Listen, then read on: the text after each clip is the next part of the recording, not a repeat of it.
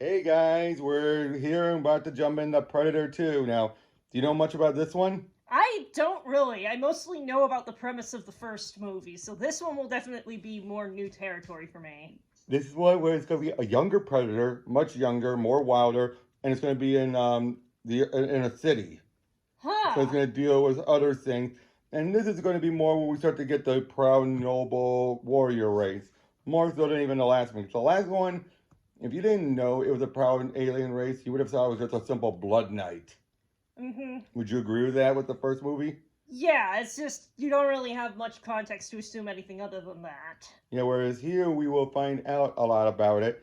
And also it's gonna be the one with Danny Glover, so complete opposite of Arnold. Oh boy.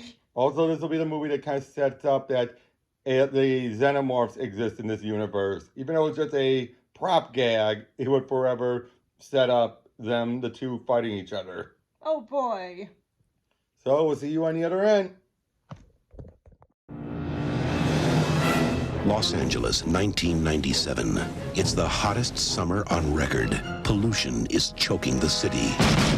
The gangs control the streets. It has not been a nice day! As bad as things are, they're about to get worse. Much worse.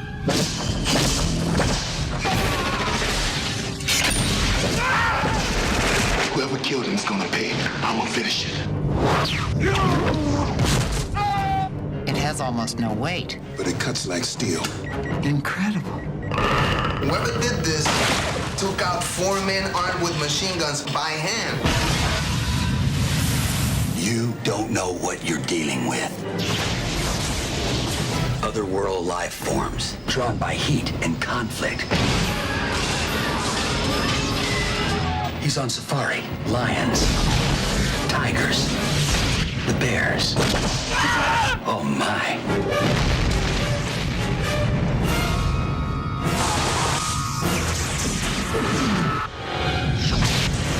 Danny Glover, Gary Busey, Reuben Blades, Maria Conchita Alonso, Bill Paxton. Predator 2. He's in town with a few days to kill this Thanksgiving.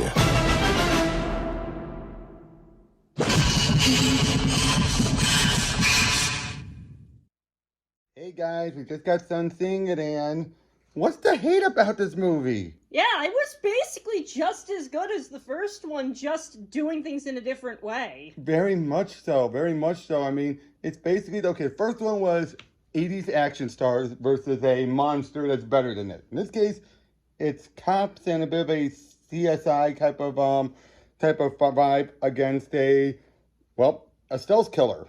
Mm-hmm. Or a see-through killer. And this one expands the predators even more so than the first one. It's like naturally what you would do after the first movie. Is explain more what about these guys' deal is. And this is where you get more of it being the honorable warriors. Because again, the first one, that wasn't spelled out very well. Mm-hmm. Like, you could think of it as like it was a blood knight that was just killing just to be killing. Here, no, it's definitely honorable. Especially when it lets an enemy, an opponent, a target that is armed, go because she was pregnant. Mm-hmm. You're like, oh, wow. But there was such great deaths, great kills in here, great characters all around. Yeah, a lot of great dialogues. The Predator is, quite frankly, Chattier. their equivalent of a little shit. Oh, yeah. Shit happens. Now, the first one was was a veteran Predator, a senior one. This one was clearly the arrogant teenager who probably this was his first hunt or so.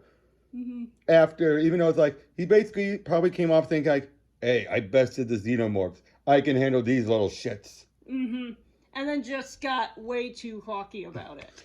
Now, at first, he had every right to be cocky at first as it started out, right? Because he managed to basically mask the whole thing in the midst of an already violent gang war. Who the hell is going to tell the difference between the... Aside from the feds, of course. Mm-hmm. You had Bill Paxton as a great cop character who goes out and one of the best sequences on the train. Mm-hmm. That was a terrifying sequence, wasn't it? I mean, yeah. He takes out the lights, and the only lights you have are the wall lights. Mm-hmm. Which aren't in everything, so it wasn't constant. So that was terrifying. You had the female cop. I liked her. Too bad we don't see her after she's taken away. Yeah. And then you have Danny Glover as Mike Harrigan, and I liked him. He definitely felt like he was the everything. I wouldn't say he wasn't everything Arnold was. He was everything Arnold was except for the body build. Would you agree with that? He's like, when you really think about it, it's like, if you take away the muscle mass, he's pretty much like how Arnold was. Yeah, it's just different context. Different context. I mean, Arnold was the same thing. He was the type who's like, I want to get stuff done, but I want to do it straight by my morals, which is, I'm not in for assassinations, I'm in for rescues. Similar thing here, where it's like, I don't give a shit about what you tell me to do. I don't give a shit about the orderly. You're not the ones. You're out there pushing pencils while I'm out there dealing with a war. I mean, because of this 80s LA or 90s LA, gangs and all that. And some of the gang members weren't that bad either, like King Willie. Yeah. In fact, I love how he's like, "Wah," and he turns out it's his head. So I love how first you think he's yelling as he's charging, but it turns out, nope, he dead. Again, great death. And the fight with the Predator, it went on a little long, but not too long. And, there was this one moment with this old lady. We were groaning. We're like, we just thought she dead. But then it's just like, it's all right, I'm a police. I don't think he'd give the shit. That saved it. You're like, okay, weak build up to a great payoff. Would you say that? It's like weak. Yeah. I mean, but overall, again, I don't. Okay, you tell a bit more about what you thought about it. I suppose I'm a person that really enjoys when they get into the lore and the world building of stuff, which this really had, especially when we get to around the end where our cop friend ends up arriving on one of the Predator's ships and ends up sort of... Well, he finishes it off there first. Finishes him off there with a weapon of his that he managed to take earlier. Yeah, because it was about to do the self-destruct, and it says, shit happens. So he grabs it and slices its arm off, meaning the fight's going to keep going. Meaning the Predator knows, because here's how it works for the Yahtza, or whatever the Predator race is. If they ever fail even one hunt, they're shunned. It's a disgrace. That's why they blow themselves up if they lose. Because there's no honor. So in this case now, he just had his honor taken from him. So how else is he going to act, right? He's going to be more vicious and everything. And but yeah, after that, you have a whole bunch of other Predators, all played by the LA Lakers, I found out, surrounding him. And then they just gather up their dead comrade, leave, and then one of them turns around, gives them a gun, a pistol, a flintlock pistol, and says, "Take it." And it says 1715. They've been hunting on Earth for a while. Yep. And it was just, wow, right? You're just like... That's not what you were expecting to happen in that situation. And that's the fact also, he's like, as soon as he sees the weapon train, he's like, okay, who's next? And of course, he's being a smart ass. It's like, he knows he can't take him. He's too weak. He was lucky enough. That's the other thing is, he pushed this Predator to its limits more so than Arnold did. Mostly because, and I also love this, the fact you go from a regular jungle to the urban jungle, and yet it really didn't showcase that until the very end when he's chasing it. Did you realize that at all? I mean, it felt like beforehand you just felt like, oh yeah, it's in a city, but what until the end when it's like, falls into the building and he's chasing after him, having to go down, you start to get that vibe of like urban jungle, that it actually felt like a jungle. Even right down when he's going down the elevator, he's holding onto the rubber tubing, which is smarter, and it looked like dangling vines, didn't it? Yeah. But yeah, I mean, overall, it's equal to the first one as far as ratings go, but as far as, I mean, it felt like the natural progression, didn't it? Yeah, first you have this thing that shows up out in the sticks, and now it's showing up in the city. In a much more public place. Now, the Feds I did not care for the Feds until we heard what their plan was, and then you realize it was smart. And I like how the Predator almost fell for it until it caught itself like, and then it used all of its sensor until it realized, wait, I'm being covered in this dust. They're using ultraviolet. Wait, what? And then it was able to move on from there. But again, there's so much to really like about this movie. And like I said, we'll give the first one like an 8 or an 8.5. Yeah. Actually, to be honest, if I was to say this, I like it just a smidget better than the first one. I know, blasphemy, but not for what you think. I'm just saying the first one didn't have much of a story when you really think about it.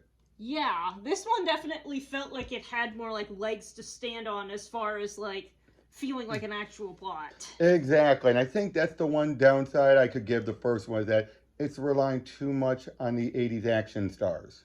Mm-hmm. Would you agree with that? Like, yeah, like it's just like if I didn't know who any of these people were, it would just be like standard action. exactly. Whereas and now great characterization, charisma, yes, but here, this felt more like a story. Mm-hmm. This felt more like again, because they're all normal people. Mm-hmm. Now, of course, you needed the first one to get to this, of course, for the Fed's part of the story anyway, but otherwise, this would have been just so interesting of a story to tell. Like, if this was the first movie, this would have been just as effective. Yeah, it's just like, it's sort of like asking me about whether I like one of my two favorite restaurants better, Red Lobster or Japanese Steakhouse. The answer is, I want them at different times. Right, and I will also say that it's basically also, when you take into account the first movie, they didn't really have much of the Predator in mind, except it was supposed to be, again, originally the jungle came to life. Mm-hmm. Here, though, it was able to take what they came up with by the end of the shooting and actually fully realize it. And I think this is what we could have gotten if they had that fully realized Predator from the beginning. Mm-hmm. Is that a good way of putting it? Like, this is what they... Yeah, or it's just like they didn't have to scrap their concept halfway through due to development difficulties. Exactly. And if this was basically, if they had the hunter side of it first from the beginning, I think it would have been something more like this. Mm-hmm. But I think also the fact that it's being in the jungle, you have a lot of unknowns. The foliage and everything makes it all unknown. Having it in a city, you need it to be more story-based because there's so many openings. Mm-hmm. Would you agree with that as well? Now, yeah. What would you say was your preferred Predator so far? I'm going to ask you this on each of the other ones. So, up until now, which Predator have you preferred? First or second, would you say they're both equal, just like the two movies are equal? I don't know, I kind of like the second one more because I sort of felt like obviously arrogant, but also arrogant little shit in a way that was entertaining to watch. Exactly, and I think the first one suffers from that. And I think the first one had a better voice with Peter Cullen, just that little brief, what the hell are you? But this was just saying, like, shit happens, and, we didn't know about the kid! Oh yeah, the kid! Okay, when Mike is going to a cemetery to just say goodnight, bye to an old friend of his, we actually then see this little kid with a toy gun. We're like, oh no! Oh shit! No, you idiot!